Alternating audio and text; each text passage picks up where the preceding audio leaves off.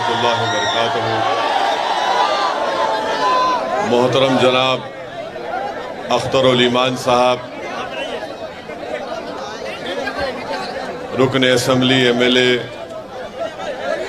वो बिहार प्रदेश के मजलिस इत्तेहादुल मुस्लिमीन के सदर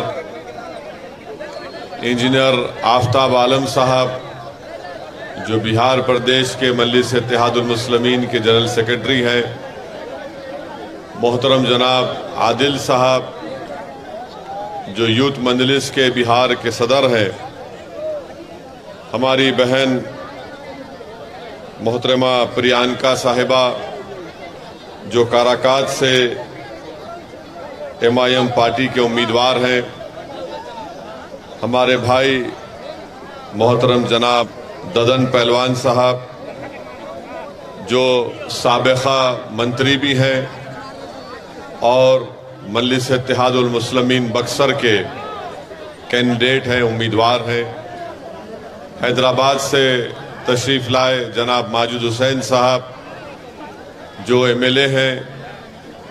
मेरे मजलिस पार्टी के तमाम रुफ़क़ा, मोअज़्ज़िज़ हाज़रीन कराम, इज़्ज़तदार माँ और बहनों, गयूर नौजवान साथियों, मैं आपके सामने इस बात की गुजारिश करने के लिए खड़ा हूँ कि मजलिस इत्तेहादुल मुस्लिमीन ने हमारी बहन मोहतरमा प्रियंका साहिबा को, जो ज़िला अध्यक्ष भी हैं, वो काराकाट से MIM पार्टी के उम्मीदवार हैं।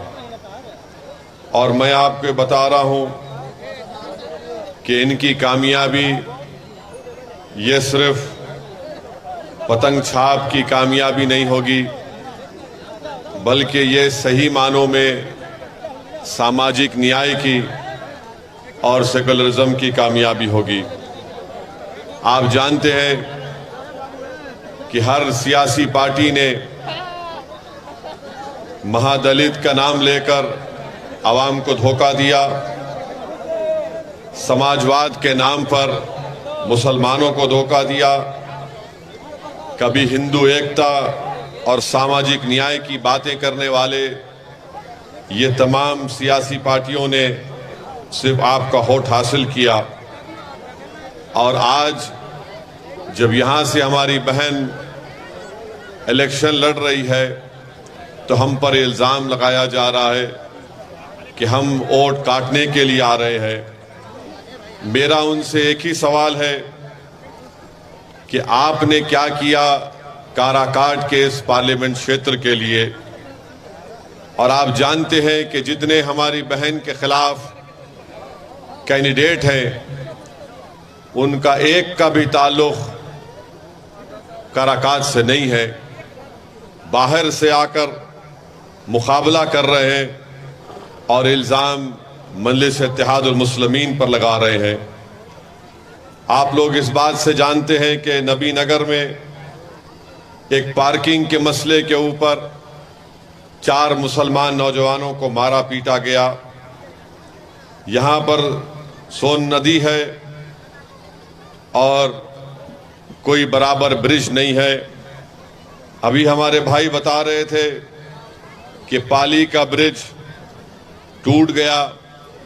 जितने इस पार्लियामेंट कॉन्स्टिट्यूंसी में ब्रिज है वो नीतीश कुमार की तरह है कि कब गिर जाए पता नहीं चलता।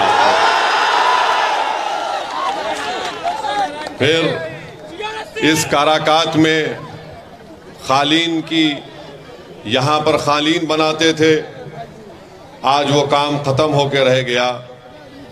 अब राजद के और बीजेपी के लोग कह रहे हैं कि काराकाट के नौजवानों, तुम कालीन बिछाओ, यादव जी के लिए, मोदी जी के लिए और नीतीश जी के लिए। यहाँ पर यह कारोबार ख़त्म होकर रह गया। फैक्ट्री थी देहरी विधानसभा में, सिर्फ कागज़ पर फैक्ट्री है मगर ज़मीन पर कुछ नहीं आता। इंद्रापुरी डैम है, यहाँ से पानी सप्लाई होता है पूरे प्रदेश को, मगर काराकाट की आवाम को पानी नहीं मिलता।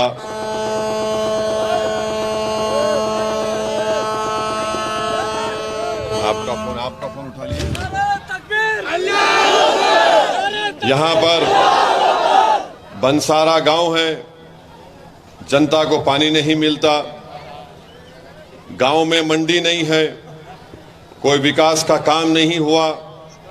हाँ, बालू माफिया का विकास हुआ, मगर यहाँ की गरीब जनता का कोई विकास नहीं किया। कोविड के ज़माने में कई यहाँ के युवा दूर दूर से पैदल चलकर काराकाट को वापिस आए। ट्रेन बसेस नहीं थी, और जब कोविड की दूसरी वेव हुई, अस्पताल नहीं था।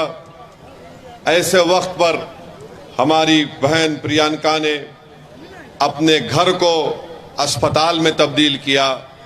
आप बताइए, आज जो हमारी बहन के खिलाफ जितने कैंडिडेट हैं, क्या वो आपको कोविड के दौरान नजर आए?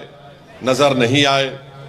तो मेरे अजीज दोस्तों और बुजुर्गों, हम आपसे अपील कर रहे हैं कि 1 तारीख के दिन आप काराकाट से हमारी बहन प्रियंका को, जो मल्ला समाज से उनका ताल्लुक है, उनको कामयाब करिए।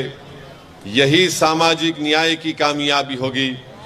और ददन पहलवान साहब जो बक्सर से MIM पार्टी के उम्मीदवार हैं, उनको भी कामयाब करिए। आपको हम यही बताना चाहते हैं कि दालमिया की फैक्ट्री बंद है, सिंचाई का कोई काम नहीं है, ट्रेन के कोई कनेक्टिविटी नहीं है, महिलाओं के लिए कॉलेज नहीं है, रोड नहीं है। अगर आप एक अच्छा फैसला लेंगे तो यकीनन इंशाअल्लाह ताला यहाँ से जब हमारी बहन कामयाब होकर जाएगी, आपके बहुत से मसाइल का हल निकलेगा, विकास होगा। बल्कि मैं आपको खुशखबरी सुना रहा हूँ कि आज शिवहर में, उस कॉन्स्टिट्यूंसी शिवहर है ना, जहाँ पर हमारे उम्मीदवार राणा रंजीत सिंह है, अभी हमको फ़ोन पर इत्तला दी गई कि आज मतदान हुआ वहाँ पर, और वहाँ की जनता ने यह फैसला लिया कि अब के बार राणा रंजीत को अपना MP मुंतखब करेंगे इंशाअल्लाह ताला। किशनगंज की आवाम ने मुत्तहदा तौर पर एक होकर अख्तरुल ईमान साहब को कामयाब करने का फैसला कर लिया। और इंशाअल्लाह ताला जब 4 तारीख को नतीजा आएंगे तो आप देखेंगे कि असदुद्दीन ओवैसी के साथ पार्लियामेंट में ददन पहलवान भी जाएंगे, राणा रंजीत भी जाएगा, हमारी बहन प्रियंका भी जाएंगी, और इंशाअल्लाह ताला औरंगाबाद से इम्तियाज जलील साहब भी हमारे साथ जाएंगे। किशनगंज में 26 अप्रैल को मतदान का दिन था, तो इतनी तकलीफ लालू यादव को हो गई कि मतदान के दिन लालू यादव को मालूम हो गया कि अब पूरे किशनगंज में पतंग छाप पर वोट लगने वाला है। तो बेहिसी के आलम में, परेशानी के आलम में लालू ने मतदान के दिन एक वीडियो बनाया, और वीडियो में लालू यादव ने कहा कि ओवैसी को वोट मत दो, ये वोट काटेगा, तुम किसी और जावेद को वोट, अपना वोट दे दो। लालू जी, हम आपको बताना चाह रहे हैं कि आपने बरसों MY का नाम लेकर सबकी आंखों में धूल झोंका। लालू जी, हम आपको बताना चाह रहे हैं कि आपने MY का नाम लेकर आपने सत्ता तो हासिल कर लिया, आप बरसों मुख्यमंत्री बने, फिर आपने अपनी पत्नी को मुख्यमंत्री बनाया, उसके बाद आपने अपने दोनों बेटों को विधायक बनाया, अपनी बेटी को आपने मेंबर ऑफ पार्लियामेंट बनाया, फिर आपने अपने एक दामाद को जो उत्तर प्रदेश के हैं उनको आपने सांसद बनाया। लालू जी, आपका दिल कब भरेगा बताइए? यानी आप मुख्यमंत्री बरसों, राबड़ी देवी मुख्यमंत्री बरसों तक रही, अब आपके दोनों बेटे विधायक बने, एक डिप्टी चीफ मिनिस्टर बन गए, अपनी बेटी को आपने राज्यसभा भी जा दिया। मगर लालू जी को एक बात बड़ी तकलीफ देती है कि उत्तर प्रदेश का अल्पसंख्यक समाज का मुसलमान अब राजद की लीडरशिप को कबूल करने तैयार नहीं है। वो ये तय कर चुका है कि लालू यादव और उनका परिवार ने MY के नाम पर एक समीकरण सिर्फ जबानी तौर पर लालू ने बनाया और सिर्फ मुसलमानों के वोट को हासिल किया और उसके बाद सिर्फ सत्ता उनके बेटों को या उनकी बेटी को दे दिया गया। अभी भी वही ड्रामा हो रहा है, मगर जब से MIM पार्टी आई है इनके दिमाग अपनी जगह पर आ चुके हैं। इसीलिए आज आप देखते हैं कि कल तक तेजस्वी यादव के मंच पर कोई मुसलमान नजर नहीं आता था, मगर जब से मजलिस पार्टी को आपने अपना माना और मजलिस पार्टी को आपने अपनी जमात को समझा, तब से तेजस्वी यादव को बड़ी मजबूरी के साथ एक दो मुसलमानों को अपने मंच पर बिठाते हैं, पीछे बिठाते हैं, सामने बिठाते नहीं हैं। मगर इंशाअल्लाह ताला इस पार्लियामेंट के चुनाव के बाद इनको पता चल जाएगा। मेरी इज्जतदार माँ और बहनों से मैं अपील करना चाह रहा हूं कि यकीनन हमारी भी कोशिश यही है कि तीसरी मर्तबा देश का वजीर आजम प्रधानमंत्री नरेंद्र मोदी ना बने, और इसके लिए हम कोशिश कर रहे हैं।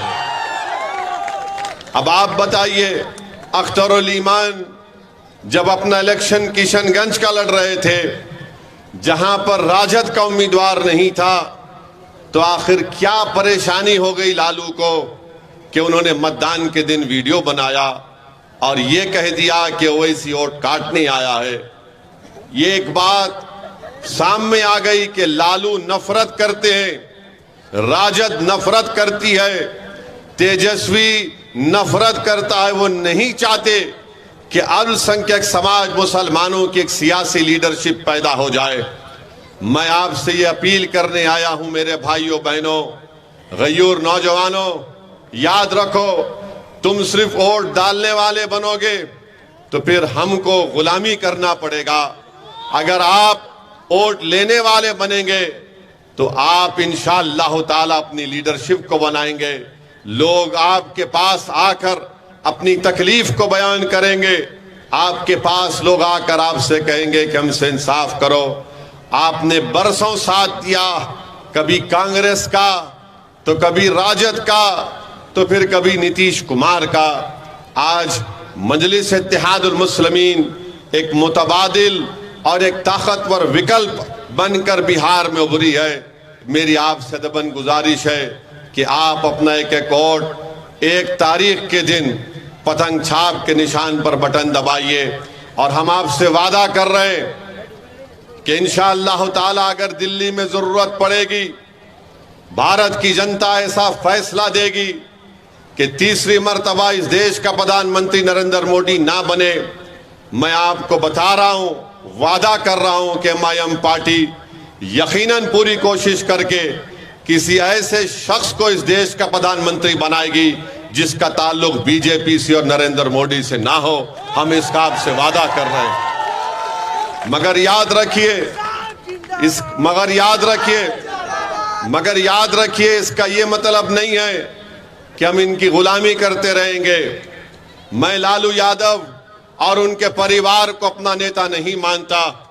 इसलिए नहीं मानता हूं क्योंकि मेरा मानना यह है कि आप में उनसे ज्यादा काबिलियत है, मेरा मानना यह है कि आप में उनसे ज्यादा ताकत है, मेरा मानना यह है कि आप उनसे ज्यादा नंबर में हैं, मेरा मानना यह है कि आपकी आबादी में उनसे ज्यादा हक है। तो जब आप हर एतबार से आगे हैं, आप कब तक इनके पीछे भागेंगे? आप बताइए कि राजद ने 22 लोगों को टिकट दिया, जिसमें से सिर्फ 2 मुसलमान हैं, बल्कि 32 टिकट राजद ने अपने 22 माले और CPI के लोगों को दिया है, उसमें सिर्फ 2 मुसलमान हैं। 17% मुसलमानों की बिहार में आबादी है और 2 टिकट दिए जाते हैं, और गाली किसको देते हैं? ओवैसी को और अख्तरुल ईमान को कि ये लोग वोट काटने आए हैं। अरे तुमको सिर्फ 2 नजर आए और अपने परिवार से तुमने दो दो अपनी बेटियों को टिकट दे दिया, तुमने दो दो अपनी बेटियों को टिकट दे दिया। बताओ मेरे अजीज दोस्तों और बुजुर्गों, इससे ज्यादा बेइज्जती और क्या हमारी हो सकती है। आपने अभी अख्तरुल ईमान की तकरीर में सुना कि कितनी नौकरियों से हमको हाथ धोना पड़ा। हमारी आबादी में 2 करोड़ हम आबादी में और नौकरी हमको नहीं दी जाती है। तो बताओ ये कैसे इंसाफ होगा।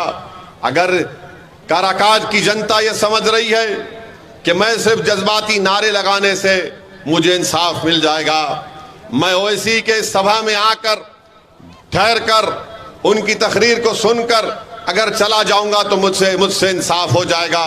नहीं मेरे दोस्तों, इंसाफ उस वक्त होगा मेरे भाई जब आप वोट डालेंगे मयम पार्टी को, जब आप अपनी लीडरशिप को पैदा करेंगे। ये जो लड़ाई हम और अख्तरुल ईमान और इंजीनियर आफ्ताब साहब, हैबर साहब और ददन पहलवान लड़ रहे हैं, ये लड़ाई आपके लिए लड़ रहे हैं, इन नौजवानों के लिए लड़ रहे हैं, इन मासूम बच्चों के लिए लड़ रहे हैं, क्योंकि आने वाला कल आपका होगा। हमारी जिंदगी का भरोसा नहीं कि कब हमारी जिंदगी का शमा गुल हो जाए, मगर ये लड़ाई तुम्हारे लिए लड़ी जा रही है ताकि आने वाले कल में तुम किसी की गुलामी ना कर सको। तुम खड़े होकर नेता बनो, तुम पार्लियामेंट में जाओ, तुम बिहार की विधानसभा में जाओ और जाकर अपने इंसाफ की लड़ाई लड़ो ताकि आने वाला मुस्तकबिल तुम्हारा हो सके। बल्कि मैं बिहार के उन तमाम अल्पसंख्यक समाज के मुसलमानों से अपील कर रहा हूं, क्यों नहीं आप मुख्यमंत्री बन सकते बिहार के। आने वाले विधानसभा में हम बताएंगे इंशाअल्लाह ताला लालू को, नीतीश को, कि बिहार का मुख्यमंत्री एक मुसलमान भी बन सकता है इंशाअल्लाह ताला। हम कब तक इन लोगों की गुलामी करते रहेंगे। MY के नाम पर वोट तो हासिल कर लेते हैं, मगर बताइए आप एक ट्रेन में रेलवे पुलिस का एक शख्स गोली मारता है ट्रेन में, तो आप देखते हैं कि मरने वाले का ताल्लुक बिहार से था। दरभंगा के बाजू मधुबनी की गांव का रहने वाला जिले का कोई राजद का नेता जाकर उस मरने वाले के घर पर जाकर उसको पुरसा नहीं देता। हम गए, हैदराबाद से गए, रहने वाला बिहार का था मैं राजस्थान में रहता था, हम वहां पर गए। बताइए आप कब तक ये नाइंसाफी का दौर चलता रहेगा। मेरे अजीज दोस्तों और बुजुर्गों, मेरे अजीज दोस्तों और बुजुर्गों, ये बड़ी बड़ी बातें करते हैं, हम ये कर देंगे, हम नौकरी दे देंगे। अरे भाई तुम नौकरी अगर दे रहे हो तो बताओ इतनी बड़ी आबादी अल्पसंख्यक समाज मुसलमानों की है, हमसे इंसाफ क्यों नहीं हुआ। कितने साल हुकूमत थी अख्तर भाई राजद की? 17 साल 15 साल राजद की हुकूमत थी। 15 साल मुख्यमंत्री लालू राबड़ी, फिर उनके बेटे डिप्टी चीफ मिनिस्टर। बताइए आप कब तक ऐसा नाइंसाफी का दौर चलता रहेगा। हम आपसे अपील कर रहे हैं कि वोट एक अमानत है, उस अमानत का सही इस्तेमाल करिए। 1 तारीख को आपको डरने और घबराने की जरूरत नहीं है। जब यही राजद की सरकार थी, नीतीश मुख्यमंत्री थे, तो सीवान में एक 7 साल का मासूम बच्चे का नाम क्या था? 7 साल के सीवान का 7 साल का बच्चा है, 8 दिन जेल में रहता है और 8 दिन उसकी मां जेल के बाहर खड़े रहती है कि पहले तो 7 साल के बच्चे को जेल में नहीं डाला जाता। उसकी मां रो रो कर कह रही थी कि मेरा बच्चा है, ये 18 साल का नहीं है, ये 16 साल का नहीं है, इसको छोड़ो, इसको बच्चों के घर में रखो। मगर 7 दिन तेजस्वी डिप्टी चीफ मिनिस्टर थे, सीवान में बच्चा जेल में रहा। मेरे अजीज दोस्तों और बुजुर्गों, किसने आवाज उठाई? मजलिस इत्तेहादुल मुस्लिमीन ने उस बच्चे के इंसाफ के लिए आवाज उठाई।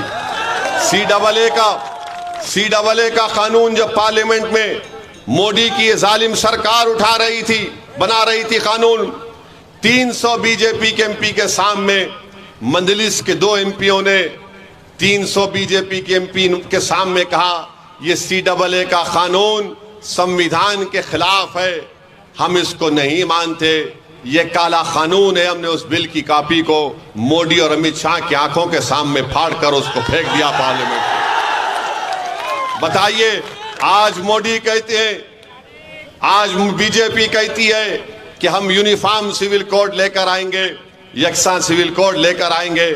अपने दिल पर हाथ रखो, अपने दिमागों पर जोर डालकर अपने आप से सवाल करो कि अगर कल पार्लियामेंट में यकसा सिविल कोड या यूनिफॉर्म सिविल कोड का बिल लाया जाएगा तो क्या राजद का माले का कोई एमपी उठकर उसकी मुखालिफत कर पाएगा? कोई नहीं कर पाएगा। वो बोलेंगे नहीं नहीं, ये छोड़ो, तुम्हारा कोई काम नहीं, हम देख लेंगे। मेरे भाई, आप ताकतवर हैं मगर आपको अपनी ताकत का अंदाजा नहीं है। इसीलिए मेरी आपसे अपील है कि आप मुत्तहदा तौर पर अपने के कोड का इस्तेमाल करिए। और रहा सवाल हमारे प्रधानमंत्री का, मेरे भाई, आप और हम सब लोग अपनी अम्मा के पेट से पैदा हुए ना, आप और हम सब। अम्मा ने हमको, अल्लाह ने हमको खून के खतरे से एक लुथड़ा बनाया। 9 महीने के बाद अम्मा ने हमको पेट से निकाला, हम पैदा हुए। ये वाहिद शख्स है प्रधानमंत्री जो कह रहा है कि मैं बायोलॉजिकली पैदा नहीं हुआ। ना, हंसने की बात नहीं है। उन्होंने कहा ये बात को, उन्होंने कहा इस बात को कि मैं बायोलॉजिकली पैदा नहीं हुआ। अब आप बताइए, 130 करोड़ जनता का प्रधानमंत्री है और संविधान की दफा 51 ये कहता है कि भारत के नागरिकों को अपने आप में एक साइंटिफिक टेम्परामेंट पैदा करना चाहिए, यानी एक साइंटिफिक सोच पैदा करनी चाहिए। प्रधानमंत्री कहते हैं कि मैं बायोलॉजिकली पैदा नहीं हुआ। सुनिए, अभी आपको समझाना चाह रहे हैं। 2014 में जब आए थे तो कहा था अच्छे दिन लेकर आऊंगा, कहा था ना। फिर कहा था कि भाइयों बहनों 15 लाख डालूंगा। फिर कहा था 2 करोड़ नौकरी दूंगा हर साल। 2014 हो गया, 2019 शुरू हुआ तो मोदी ने कहा मैं आपका चौकीदार, कहा था ना, मैं आपका चौकीदार हूं। फिर चुनाव हो गया तो कहा मैं आपका सेवक हूं, फिर कहा सेवक हूं। अब 24 आ गया तो कह रहे हैं कि मैं बायोलॉजिकली नहीं पैदा हुआ। अब मोदी ये कह रहे हैं कि मुझे खुदा ने, शक्ति ने किसी मकसद के लिए पैदा किया है। अब वो दिन दूर नहीं है कि नरेंद्र मोदी कह देंगे कि मैं ही सब कुछ हूं, मेरी पूजा करो। आप बताइए, नरेंद्र मोदी अगर ये कह रहे हैं कि ऊपर वाला एक शक्ति, एक मकसद के तहत उनको यहां पर पैदा किया है। मोदी जी, जब कोविड के 2 वेव हुए तो बिहार के नौजवान जो मुंबई से, दिल्ली से, हैदराबाद से, बेंगलुरु से पैदल चलकर आ रहे थे, तो क्या इसीलिए ऊपर वाले ने आपको प्रधानमंत्री बनाया था कि उनको तकलीफ पहुंचाए जाए? बताओ मोदी, जब आप कह रहे हैं कि आपको ऊपर वाले ने काम के लिए रख दिया, तो आपने पूरे देश को बंद कर दिया। 130 करोड़ जनता को नरेंद्र मोदी ने चंद घंटों की भी मोहलत नहीं दी और कहा कि भाइयों बहनों लॉकडाउन होगा। देश को बंद कर दिया मोदी ने। और मोदी कहते हैं कि मैं एक शक्ति है, मुझे किस खास काम के लिए भारत में यहां पर काम करने के लिए रखा गया। मोदी जी, आप अहंकार का शिकार हो चुके हैं, आप गुरूर में डूब कर बोल रहे हैं। याद रखो, भारत एक देश है और देश बड़ा है। नरेंद्र मोदी, तुम देश से बड़े कभी थे ना कभी रहोगे इंशाअल्लाह ताला। मोदी जैसे 56 लोग आके चले जाएंगे मगर भारत रहेगा इंशाअल्लाह ताला। भारत किसी एक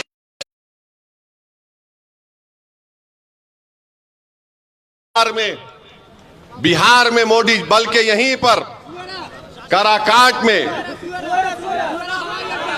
मोदी जी ने कह दिया कि आप प्रधानमंत्री की जबान से, मोदी ने कहा कि मुजरा निकल गया।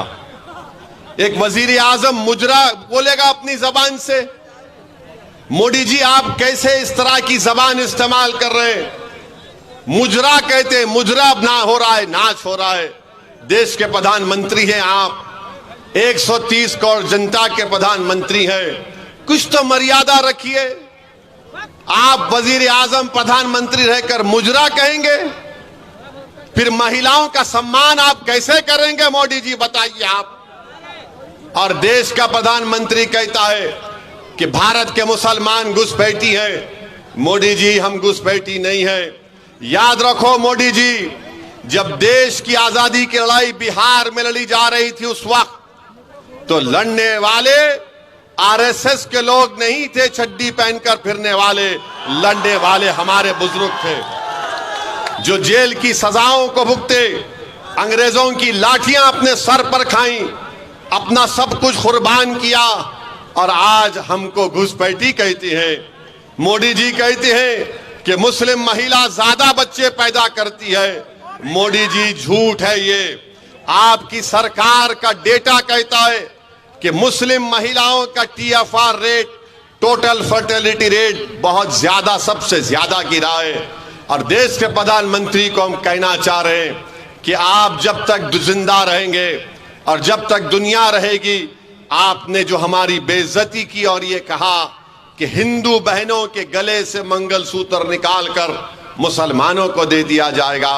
मोदी जी, अगर इस देश में अगर कोई हिंदू बहनों के मंगलसूत्र की हिफाजत करने के लिए अगर जान के नजराने अगर कोई देता आया और देता रहेगा तो मुसलमान है। हम किसी बहन के गले से उतरा मंगलसूत्र लेने वाले नहीं हैं।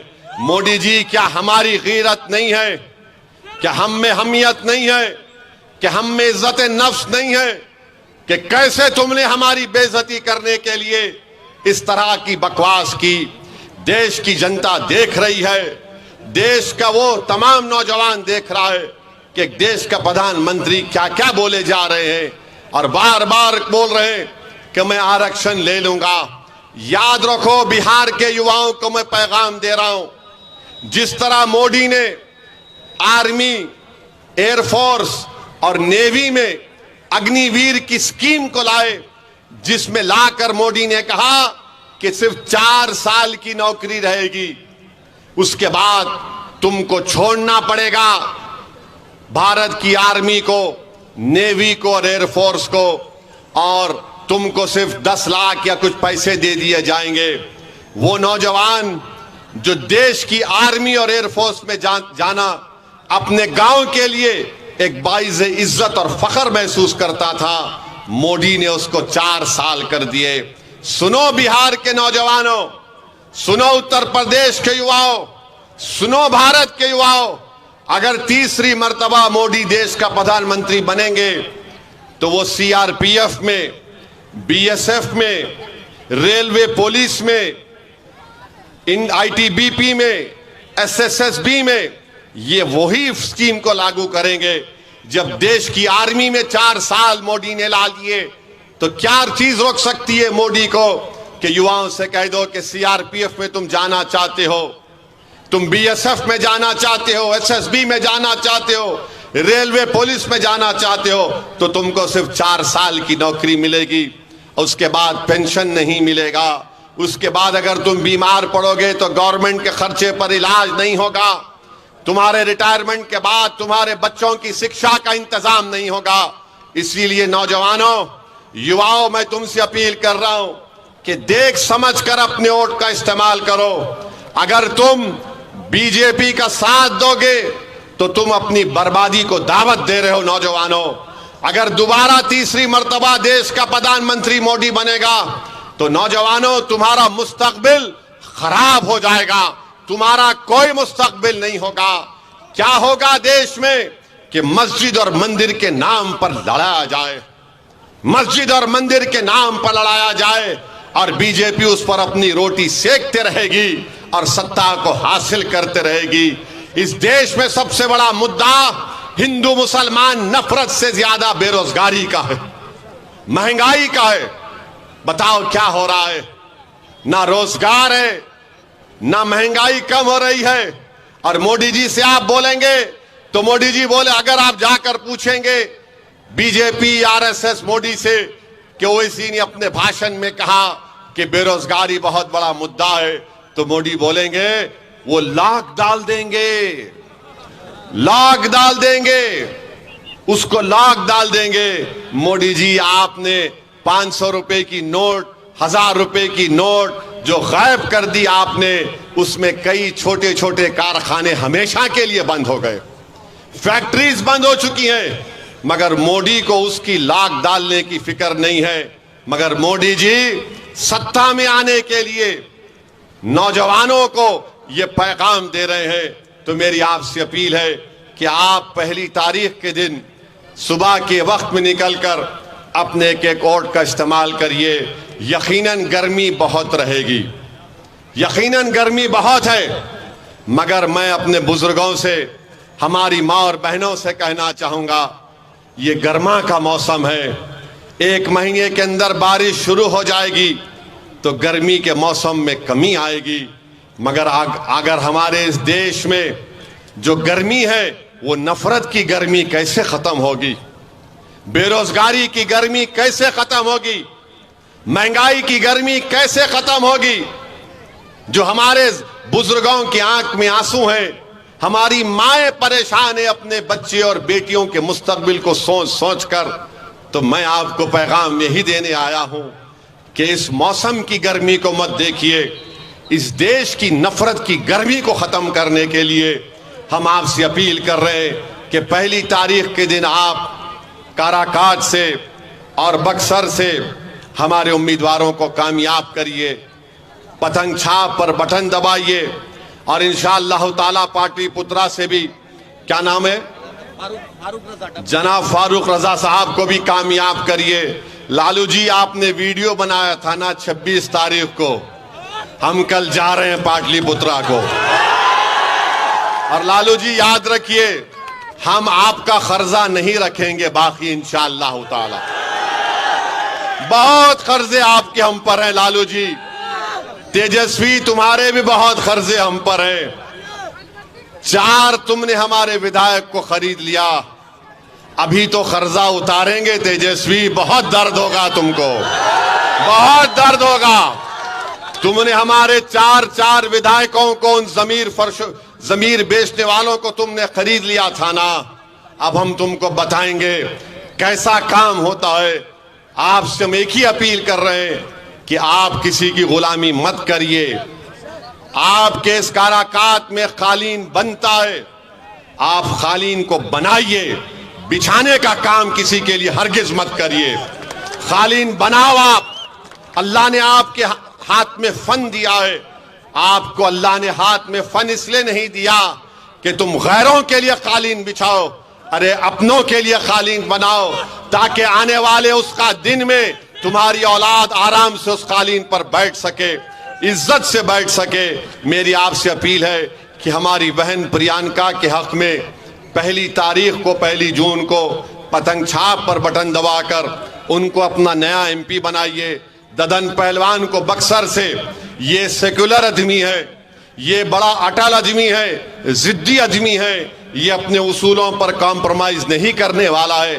तो यही चंद गुजारिशात हम आपको बोलने आए हैं, आपसे रखने आए हैं।